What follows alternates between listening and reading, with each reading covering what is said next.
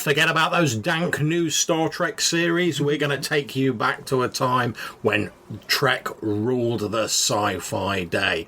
And we're going to talk a little bit about the wonderful and weird technology in Star Trek and how it can be used to enliven your games. This is the Red Dice Diaries RPG podcast with John and Hannah. Noch nay!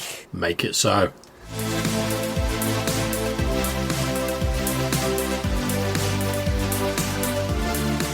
Okay, so we've had a few requests for this since our first episode of the Reimagined podcast, where Hannah was talking about her Star Trek game. So I'm going to turn over to our resident Trekspert and let her talk about that. So, Hannah, how can you use Star Trek tech to enrich your games? Well, there's a lot of different kinds of Star Trek tech, and one of the big things about the game is the idea that... One of the big things about the setting is the idea that the human characters, usually the main characters of the story, have access to almost infinite whatever they want. So like infinite resources. Yeah. So we're talking post-scarcity. Effectively, you're giving your player characters, if you're putting them in the Golden Era Star Trek world, you're giving them infinite equipment. And you need to deal with that in many different ways. Okay, so let's start off with one of the technologies I'm sure people are most familiar with. Even if you're not a big Trek fan, you'll know Picard, Make It So, warp speed, stuff like that. So obviously there's some sort of faster than light travel in Star Trek. How does that break down and how can that help with your game? Well, it breaks down as effectively the idea is that when a ship travels at warp speed, the ship isn't travelling, it's folding space around it, and each warp factor, warp 1 is the speed of light. Okay. Warp 2 is the speed of light times the speed of light. So warp 9 is ridiculously fast by comparison to warp 1. So what's the advantages of potentially your player characters having faster than light travel? Because I imagine that must have an effect on your game. Indeed. So they can get pretty much wherever they want to go as fast as they want to. Okay. Unless you put an obstacle in for why they can't. You just have to think about distance in terms of the individual story that you're covering. So it sounds to me like what you're saying is that and correct me if I'm wrong, it sounds like having this warp speed effectively negates the need for travel unless you want to use travel in your Exactly. And this is the thing with a lot of the Star Trek technology, you have to sort of go with it for the story and come up with some daft reason why it's not working at the moment if you don't want them to have access for it in that story. So presumably if you're running an adventure and you've got like planet A and planet B and there's nothing going on in between and they need to get from A to B, you can just be like, oh, warp speed, you're at planet B, let's crack on with the adventure. There's no need for like a lengthy montage. You can go back and forth between planet A and planet B without any major trouble. Unless you want there to be a bit of travel time, you'll assume that it's going to take a couple of hours in game.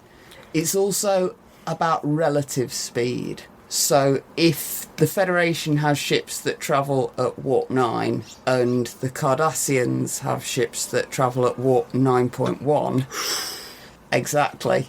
It doesn't matter that they're going at these ridiculously faster than light speeds because it's whether you're faster than the other ship that's relevant. Yeah. And then you just have to consider, we're going to get there 10 minutes after they do or whatever. Okay, so let's go on to the second bit of technology that everyone, even those who are only passingly familiar with Star Trek, is going to know. Everyone knows the phrase, beam me up, Scotty, although I know he didn't actually use that phrase. But everyone is familiar, at least in principle, with the idea of transporters. The ability to instantaneously move you from one place to another via a technological gizmo. The principle is that you can take an atom and change it into another type of atom using the replicator technology, which we'll talk about in a minute. That is used somehow to break down an entire human object, whatever you like, turn it from matter into energy, send it through a stream, and turn it back again.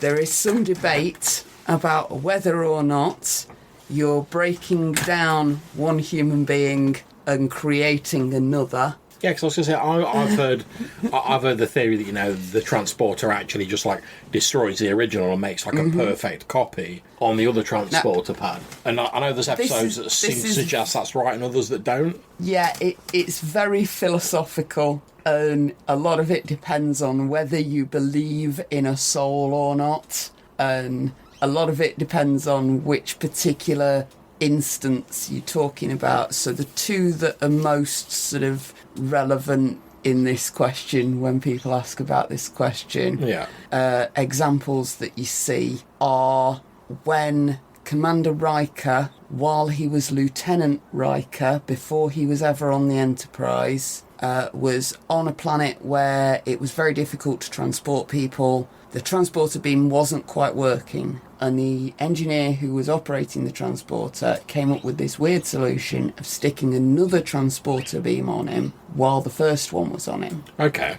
One of those beams went back up to the ship, and Commander Riker was there on the ship. The other beam, through some fluke of Star Trek narrative, the atmosphere, wasn't it? Bounced off the atmosphere and put him back on the planet. So they thought he was rescued. They went off and had some adventures. Years later, they come back to that planet, and there's Commander Riker, who thinks he's been marooned there and has been expecting people to come and rescue him because they know he didn't make it back, and he did. The reason I don't think that is quite the same as breaking one person down and creating another person, why it's not a good example of that, and this is just my opinion, you're allowed to think whatever you like, is because it's two transporter beams. That is what's duplicated him. It wasn't that the original was left behind by accident and the new one was created as expected. It was two duplicates. He was actually duplicated. Okay. The other example that people talk about with the next gen technology and whether or not the soul goes through the transporter is the fact that Barclay is aware of being inside a transporter beam when there's I think it's a minor incident where for a couple of seconds they can't get him to materialise, and it just takes a little bit longer, and it turns out there's some microbes inside some of the transporter equipment, and that's what he's perceived while he's in there. But for me, that's not so much his consciousness being aware of the entire transporter process as it is Barclay seeing something during the materialisation process that he interprets oddly because of what else is going on. Okay, so the debate's out on whether it destroys you and the soul. Obviously, that's a far more complicated subject that we're going to get into in this episode. The one other thing that I would point out on whether or not you are transported like body and soul, so to speak, is the fact that while there isn't any Star Trek science as to whether or not humans have souls, Vulcans do. We've seen it covered in two separate stories, one in Enterprise. Oh, three, in fact, because I think Picard carries part of Sarek's soul later. But yeah, Spock's body is destroyed, his soul is placed into Dr. McCoy, and then in Search for Spock, they go to retrieve his body and stick his soul back in, basically. I'm pretty sure in the intervening time, Dr. McCoy goes through a transporter beam at least once. And surely, if Spock's soul's been transported in that way, then it must also be being transported by the transporter beam. Now, whether or not the actual technology is doing that, or whether your soul just knows where your body is, or knows where there's a suitable body, that's all far too philosophical, and so I'm not touching it with a barge pole. It sounds to me, in game terms, obviously the transporters offer much the same benefits that like faster than light travel do.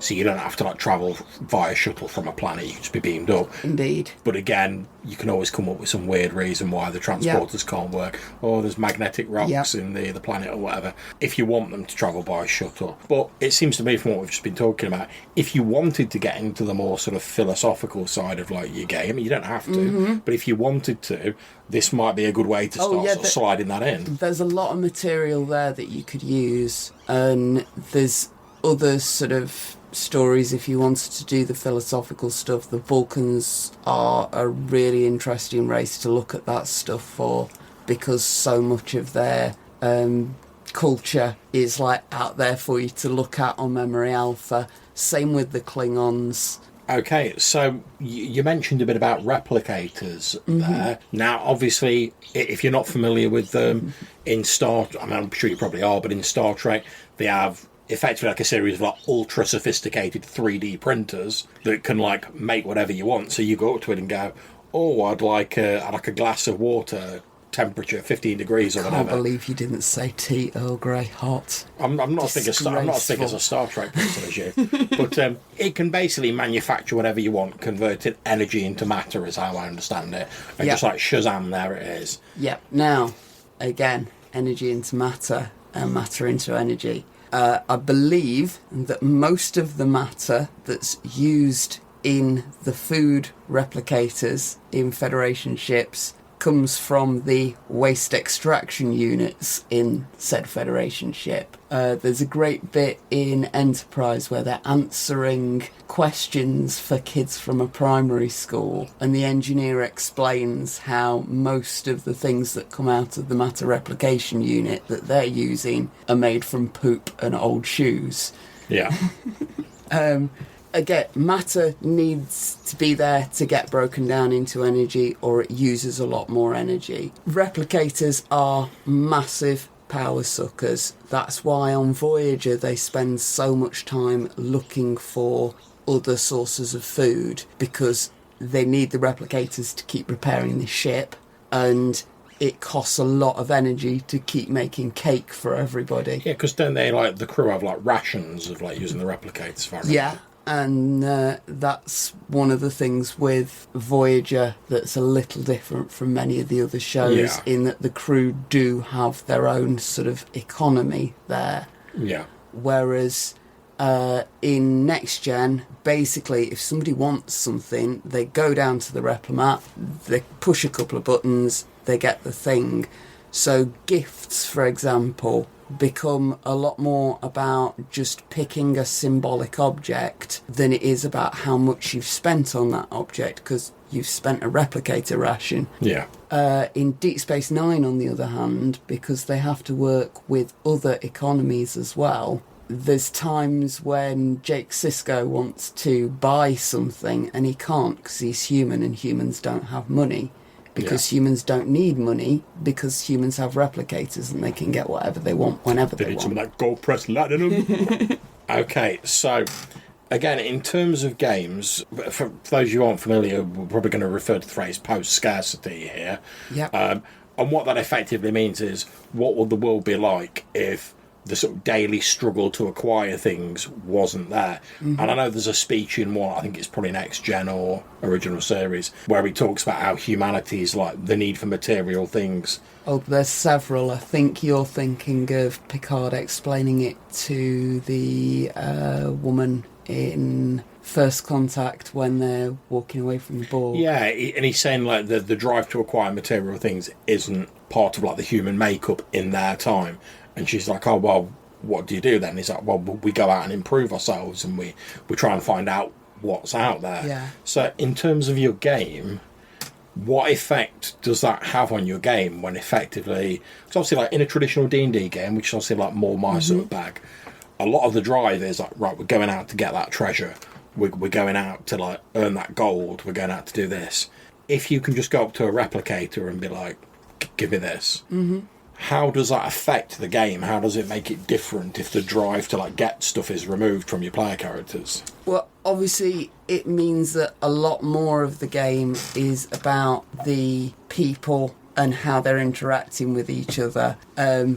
If you give your players all of the power, all they want is to make happy endings for NPCs, or that's been my experience with it so far. They want to be able to make it so that places where bad things are happening, bad things aren't happening anymore. They want to make it so that everybody has access to this. So it sounds to me, and again, correct me if I'm wrong, that what you're saying is like, because those sort of traditional RPG sort of motivators have been removed, you need to find other things to motivate your player characters, whether that's helping out an NPC, whether like giving them an ethical challenge or stuff like that. So what would you recommend in terms of like stuff to replace that? This is another thing to look at. When I'm running Star Trek, when I think of Star Trek, I'm thinking of the Snodgrass episodes of Star Trek. She's one of the writers.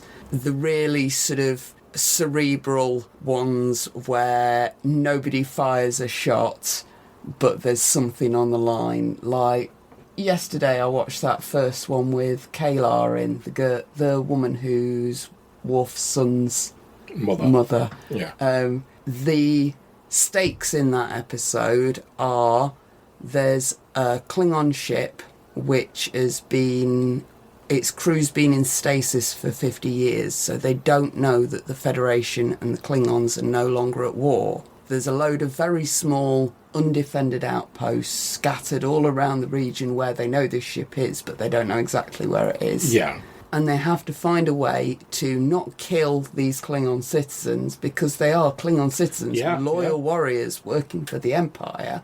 It's not their fault they don't know what's going on. While also preventing them from attacking any of these Federation colonies. And the solution that they come up with is they put Worf in full Klingon captain's regalia and sit him in the captain's chair and let him do the talking. And he sits there and says, it's been 50 years, the Federation and the Klingons are no longer at war. And he manages to talk them down long enough for some more Klingons to turn up and say, yeah, it's true. Yeah, so more of like an ethical dialogue. Yeah, and the whole stakes of that episode was, are we going to swat this fly? Are we going to crush this 50-year-old antique, out-of-date ship that can't move as fast as us, hasn't got anything like decent weapons? I mean, these guys shoot at the Enterprise a couple of times and it doesn't even blow up a console. Right, okay. So it is a lot more about what you should do rather than what you can do, and it's a lot more about what you should be able to give than what you can get. The way I play it. Okay, so you mentioned like shooting there and not making a shot. However, we know that there are weapons like phasers, etc. in Star Trek. There's various different iterations of them throughout the different films. So obviously there is still the need for forms of personal protection. Well, yeah, because if there's no threat of combat, then there's less... So the diplomacy feels like less of an achievement when you manage to talk them down from a fight, sort of a thing. There are ways that you don't have to do the easy thing, basically. When you're looking at ship-to-ship combat, again, it's not about how much weaponry you've got, it's about how much weaponry you've got compared to the other guy. If you've got similar levels of weapons, similar levels of armour, whatever that be, whether it's shields or armour plating on your hull or a combination of the two, then you're evenly matched. Whereas a lot of the time in the show, the Federation vastly outpaces the other ship, or the other ship vastly outpaces them. And it then becomes about, what do you do when you're the mouse and you're being chased by the tiger? Or what do you do when you've got all the power and the other person still wants to fight? Okay, so finally, before we wrap up, there's a phrase which I know me and you have used quite a bit, but other people may not be familiar with. That's Treknobabble. So for the listeners out there, Hannah, what's Treknobabble? Treknobabble is basically made-up Star Trek speak for science stuff. So it sounds to me like what you're saying is like Treknobabble is just basically a mechanism via which the GM can sort of point to the direction of the story. Okay, now as far as I'm aware, there's sort of like two main fields where this Treknobabble is used. It's either the sick bay, it's like medical stuff, or it's engineering, like something's wrong with the ship. So what I'm going to do for you listeners out there is I'm going to ask Hannah now if she'll run through a list of some of her favourite Treknobabble from both the engineering and the medical spheres that you can possibly use in your games in future. So, love, tell me why the engine's not working properly. Well, it may be the antimatter flow, it may be the dilithium matrix. Isolinear circuits, perhaps it's the optical relays. The phase distribution network may be slightly out of calibration. Perhaps it's something to do with the geonetic cables in the EPS conduits. We'll have to go down the Jeffreys tubes and check the antimatter storage containers. Okay, so once we're checking the antimatter storage containers, where would I find out more about that on the ship? You'd have to use the LCARS system. That's the Library Computer Access Retrieval System. You can use that on one of the consoles on the side of the ship, or perhaps you'll want to pick up your PAD. That's Personal Automated Digital Device. Okay, so let's say I've been afflicted by some sort of gribbly alienness, and the doctor's got me down to sick bay. They've beamed me directly there.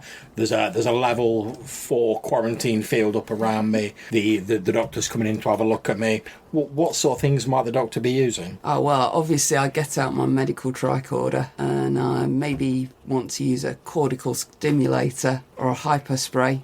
Perhaps if you've been injured, if you've got a flesh wound, I might want to use a dermal regenerator. And obviously, if I wanted to knock out everybody else on the ship, I'll need some Neurazine gas. Okay, so there's a few bits of Treknobabble that you can scatter amidst your sci-fi game to add a bit of like background flavour, like fill in a bit of time, or to like point your game in a particular direction. We hope you've enjoyed this episode and you get something out of it. If you want to leave us a message or perhaps tell us what your favourite bit of Treknobabble is, then you can leave us a voicemail using SpeakPipe. There'll be a link in the description below. Or you can send us an email to rddrpgpodcast@gmail.com. Until we see you next time, take care and keep boldly going where probably a few people have gone before. So from me and Hannah, live long and prosper, and when in doubt, reverse polarity. We'll see you soon. Take care.